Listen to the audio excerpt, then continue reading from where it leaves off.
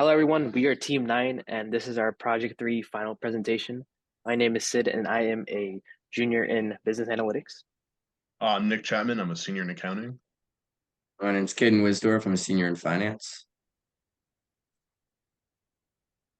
My name is Louis Frucci, and I'm a junior in marketing. I'm Xingyi Zhang, sophomore in business analytics. So when bringing up our problem statement, basically, we know that our client is going through a long drought in subscription rate sales. And basically, we are trying to look into details on whether, how we can fix this and go what exactly is affecting this. And overall, we have the right data set to help go ahead and help us with this.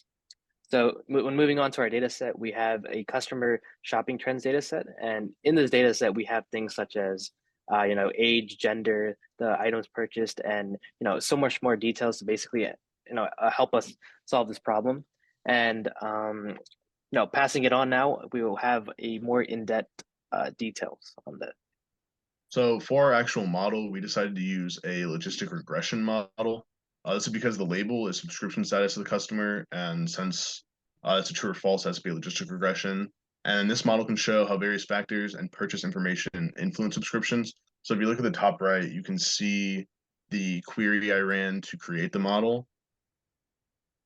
And then if you go to the next slide, you can see the features of the model, which are just the fields of data from the data set. And for the evaluation of our model, the precision was 97% and the recall was 100%. So it overall led to an accuracy of 99%. So we feel this is a good model to predict the subscription status of customers.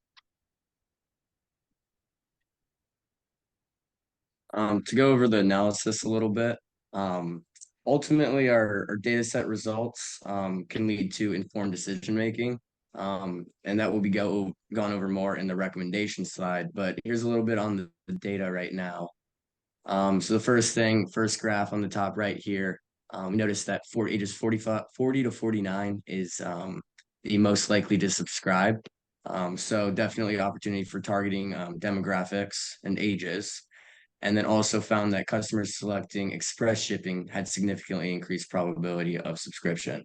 So that will also be touched in on more on the recommendations slide.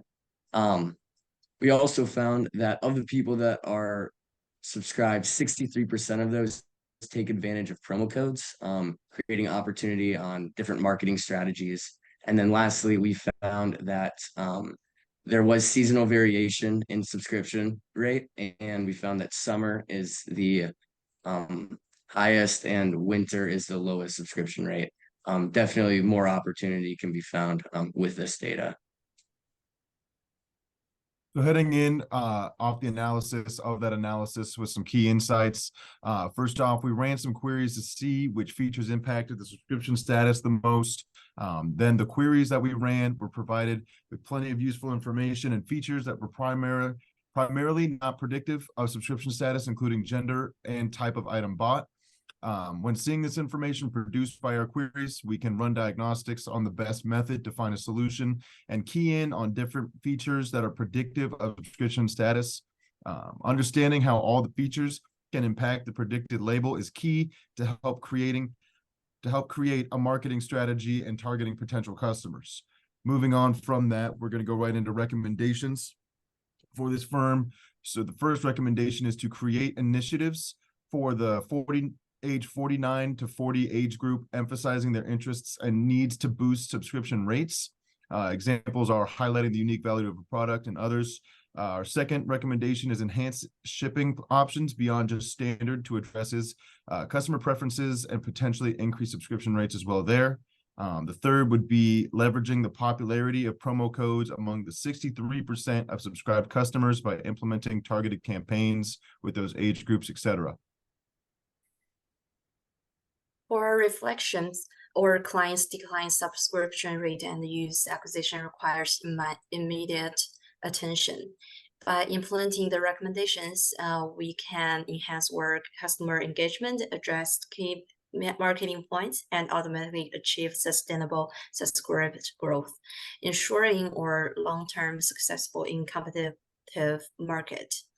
And we recommend everyone to use fearless approach because the approach encourages mindedness of curious and willingness to experiment with different queries, adapting them to the evolving requirements of prediction subscription status.